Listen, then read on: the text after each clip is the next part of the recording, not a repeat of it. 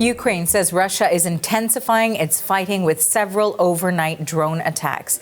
The increased Russian activity is happening just days after the Kremlin announced it will hold a 3-day ceasefire next week. Ukraine's prime minister has just announced that the deal with Russia will be ratified in Parliament tomorrow. And the CBC's Crystal Gumansing is following this developing story for us from London. Hi, Crystal. So tell us a little bit more about this latest assault.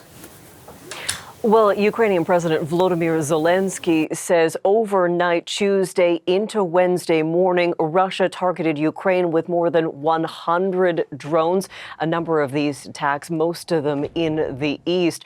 One of the attacks captured on dashcam video, and there was quite a bit of sound. You could hear that massive explosion, but we can't share the audio with you because obviously that surprise of that explosion did come with some language that we can't broadcast, Arthi. So we know that, according to the president, at least 45 people were injured in Kharkiv.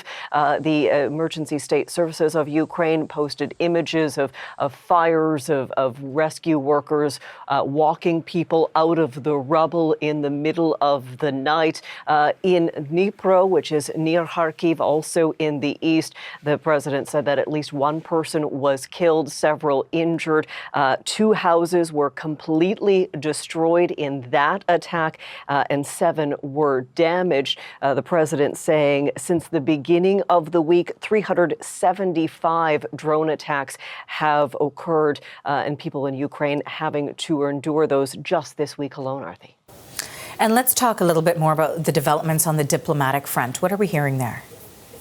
Yeah, so this effort by the United States to broker some sort of ceasefire and peace deal between Russia and Ukraine continues. But we are hearing through the spokesperson for Secretary of State, Marco Rubio, who spoke yesterday, that the U.S. is becoming increasingly frustrated with the lack of progress.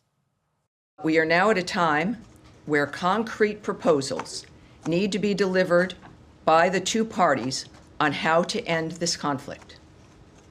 How we proceed from here is a decision that belongs now to the president. If there is not progress, we will step back as mediators in this process.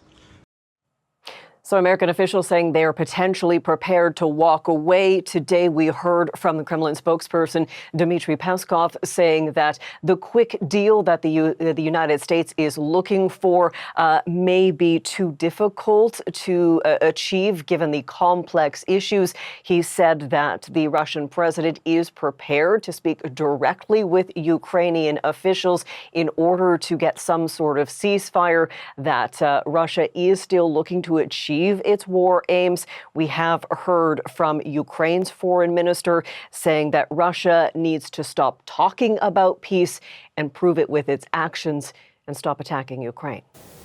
Crystal, thanks for the latest. That is the CBC's Crystal Gumansing reporting from London.